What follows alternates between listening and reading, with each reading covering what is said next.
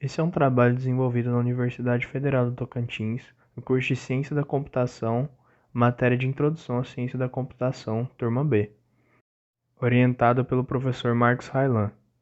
O trabalho é sobre a evolução dos computadores, a primeira, segunda, terceira, quarta e quinta geração, onde falaremos do surgimento do computador até as gerações atuais da computação. Antes da existência do computador, existiam as máquinas de calcular. Uma dessas primeiras máquinas foi o ábaco, um instrumento mecânico de origem chinesa criado no século V a.C. Essa calculadora manual era utilizada para fazer contas de somar e subtrair, e diferia o seu número de dígitos de umas para as outras. No século XVII, o matemático escocês John Napier foi um dos responsáveis pela invenção da régua de cálculo. Essa invenção foi considerada a mãe das calculadoras modernas. E foi por volta de 1640 que o matemático francês Pascal inventa a primeira máquina de calcular automática. Essa máquina foi sendo aperfeiçoada nas décadas seguintes até chegar no conceito que conhecemos hoje. Já no século XIX, o matemático inglês Charles Babbage criou uma máquina analítica que, a grosso modo, é comparada com o computador atual, com memória e programas. No entanto, apesar do seu esforço para conseguir tirar o desenho do papel, as limitações da época em que vivia fizeram com que não tivesse meios para terminar de construir a sua máquina, e apenas em 1991, o Museu da Ciência de Londres criou uma réplica exata da máquina de Babel, que funcionou de verdade, prova de que seu projeto realmente funcionava. Através dessa invenção, alguns estudiosos o consideram o pai dos computadores. Assim, as máquinas de computar foram cada vez mais incluindo a variedade de cálculos matemáticos, e atualmente é possível encontrar máquinas de computar muito complexas. Mas afinal, o que é um programa de computador? Um programa de computador é um conjunto de instruções que descrevem uma tarefa a ser realizada por um computador. O termo pode ser uma referência ao código-fonte escrito em alguma linguagem de programação ou ao arquivo que contém a forma executável desse código-fonte. Funciona basicamente como uma receita de bolo, onde o computador usa os ingredientes e o modo de preparo para executar certa tarefa. A primeira geração foi marcada pela invenção da válvula e dos quadros elétricos. Essa geração é caracterizada pelos enormes computadores que ocupavam salas inteiras e continham milhares de válvulas. Mesmo assim, eram muito mais lentos que os computadores da atualidade. A programação era feita manualmente através da ligação de circuitos. Porém, mais tarde, em 1950, os cartões de perfuração vieram substituir os quadros elétricos. Esses cartões perfurados continham informações que eram lidas através de furos ou a falta destes. E apenas no futuro, em 1979, já na quarta geração de computadores, foram lançados os editores de texto, que todos usamos para editar texto em computadores nos dias de hoje.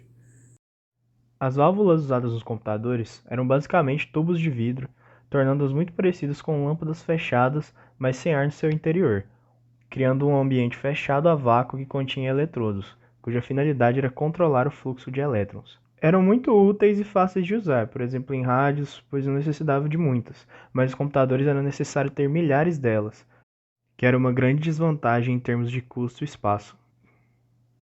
Elas foram responsáveis por um grande avanço tecnológico na área da computação. No entanto, tinham vários defeitos. Elas não só aqueciam demais, como também avariavam muito, como também eram muito grandes, né? Daí acabaram mais tarde substituindo elas por transistores.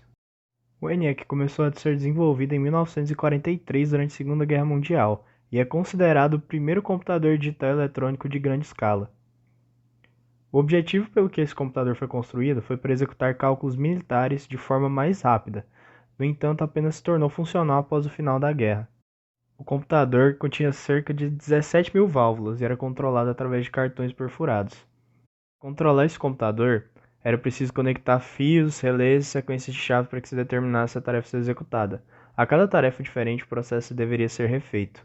A resposta era dada por uma sequência de lâmpadas. A segunda geração foi marcada pela implementação do transistor, que variava muito menos que as válvulas e, por serem mais pequenos, tornaram possível construir vários computadores iguais com um tamanho bem mais pequeno.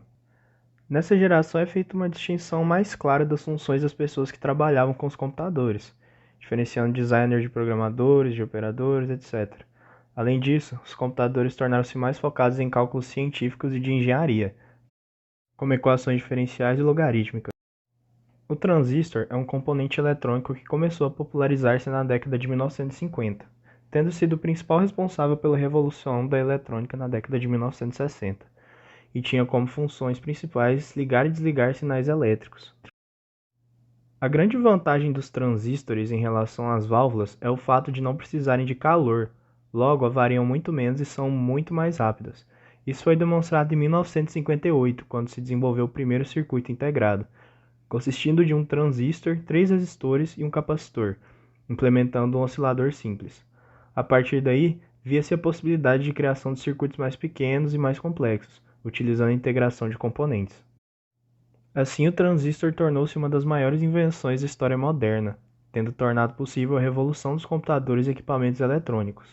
Isso dado sua possibilidade de ser produzido em enormes quantidades, usando técnicas simples e por preços baixos. Os computadores de segunda geração não se diferenciaram apenas pela tecnologia e pelo menor tamanho, mas pela mudança na linguagem de programação, que passou para a linguagem Assembly. Essa linguagem é básica e não é portátil, não pode ser usada em outro computador, mas consome menos recursos que sua antecessora. Um exemplo de computador da segunda geração é o PDP-1, um dispositivo desenvolvido em 1960 para pesquisa científica, onde o primeiro jogo de videogame da história foi jogado, Space War. Com a implementação das linguagens Assembly, foi necessário o desenvolvimento de montadores. Um montador é basicamente um tradutor, que traduz a linguagem Assembly para código de máquina. O montador possui tabelas, onde armazena informações importantes sobre o programa que está sendo montado. Tabelas de rótulos, de constantes e de comandos são mais comuns. De 1964 a 1971, o mercado foi dominado pela terceira geração de computadores, caracterizada pela incorporação de circuitos integrados que substituíam os transistores. Um circuito integrado é um chip feito de silício que possui diferentes componentes que formam uma espécie de circuito em miniatura. Nesse tipo de computador, os dados de entrada e saída eram gerenciados por dispositivos periféricos, como monitor, teclado ou impressora. Além disso, generalizou-se o uso de sistemas operacionais, que são um tipo de software que permite a execução de múltiplas instruções simultaneamente. A partir dessa geração, linguagens de programação de alto nível começaram a ser utilizadas de forma massiva, como COBOL, Fortran, Pascal, etc. Esses tipos de linguagens diferem das linguagens de baixo nível por serem muito mais próximas da linguagem natural, usada por humanos, do que a linguagem de máquina. Além disso, elas são portáteis, portanto podem ser usadas em outros dispositivos. Essas linguagens de alto nível, assim como a Assembly, precisam de um tradutor, mas nesse caso é usado um interpretador ou um compilador. São usados para tradução de código-fonte em código de máquina. Porém, com o interpretador, se o código-fonte for executado uma segunda vez, novamente haverá uma tradução comando por comando, pois os comandos em linguagem máquina não ficam armazenados para futuras execuções. Ao contrário do compilador, onde não haverá necessidade de uma nova tradução, uma vez que os comandos em linguagem binária foram memorizados em um novo programa completo. A vantagem de usar um compilador é que neste processo a execução fica mais rápida em relação ao anterior, pois se economiza o tempo de retradução de cada instrução a cada nova execução. Porém, a desvantagem é que a cada modificação introduzida no código-fonte é necessária uma nova tradução completa para obter um novo programa-objeto, o que torna o processo mais difícil na fase de desenvolvimento, quando muitas modificações são feitas. Geralmente, o compilador exige mais memória que o interpretador, por ser mais usado em computadores maiores, enquanto o interpretador é mais usado em micropessoais. Mas com a tendência dos micropessoais de terem memórias maiores, mesmo neles, os compiladores são os programas conversores preferidos. O primeiro mouse do mundo foi inventado por Douglas Engelbart no Instituto de Pesquisa de Stanford em 1960, mas o primeiro protótipo apenas foi criado em meados de 1964. Este foi feito em madeira e tinha apenas um botão. No entanto, não foi utilizado durante muitos anos, pois o sistema naquela altura não necessitava de mouse, logo não fazia sentido usá-lo.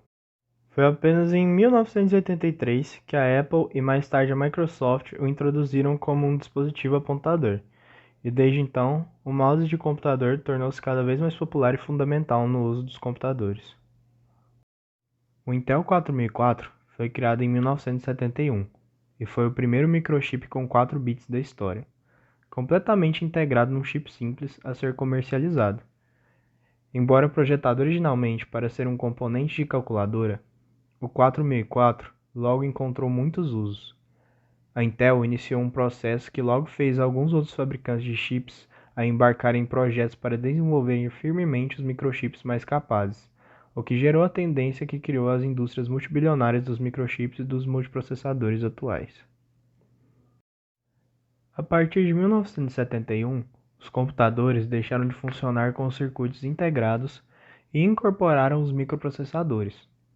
O microprocessador é um circuito integrado, mas muito mais complexo, capaz de gerenciar todas as funções de um computador.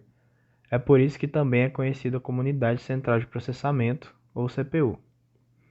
Nessa época, a popularização dos disquetes permitiu separar o usuário e o programador. Foi possível copiar softwares em disquetes e distribuí-los sem a necessidade de realizar uma programação para cada máquina.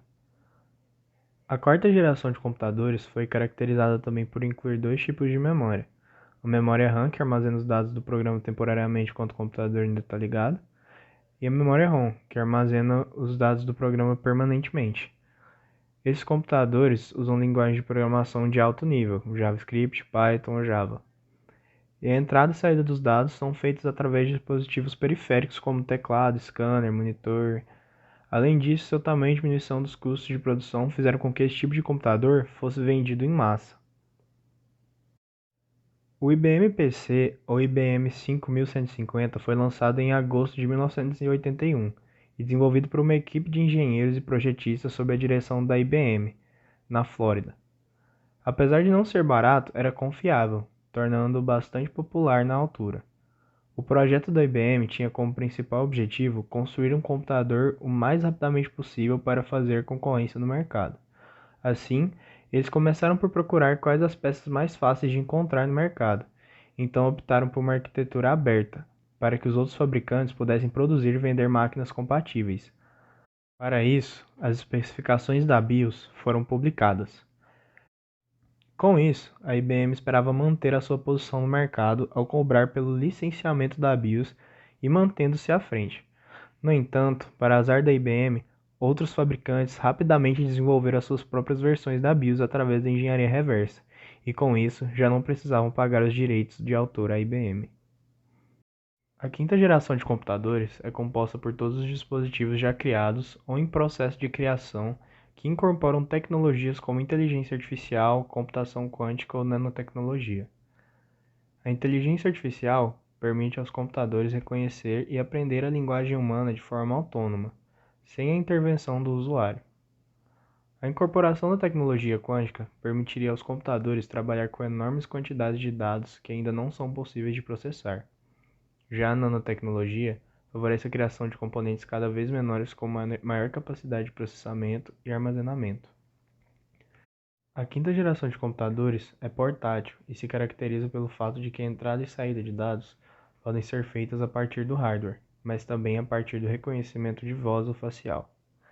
Um exemplo de computadores da quinta geração são os smartphones, que possuem maior capacidade de armazenamento e velocidade que um computador de quarta geração.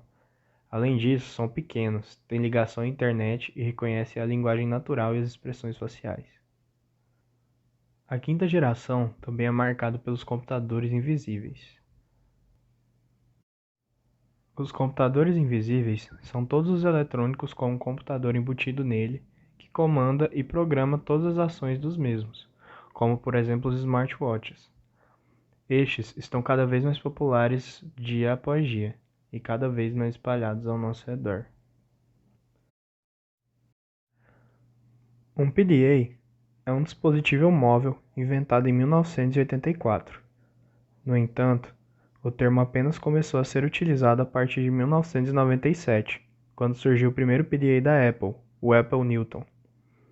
O primeiro PDA, o Organizer 1, era basicamente um computador de bolso, pois consistia num computador de pequena escala que podia ser transportado e utilizado em qualquer lugar.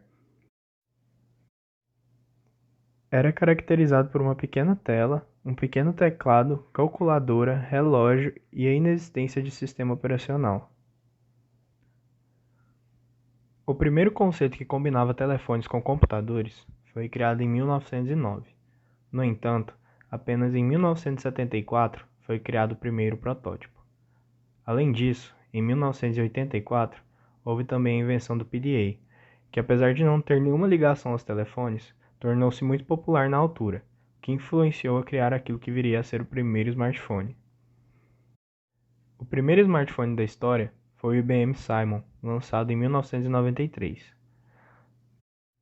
Além da capacidade de receber e fazer chamadas, era também caracterizado por uma tela touchscreen, pela capacidade de conseguir receber e enviar e-mails e faxes e também pelas suas várias aplicações como calculadora, agenda, relógio mundial, calendário, entre outros. Era basicamente um PDA que conseguia fazer chamadas.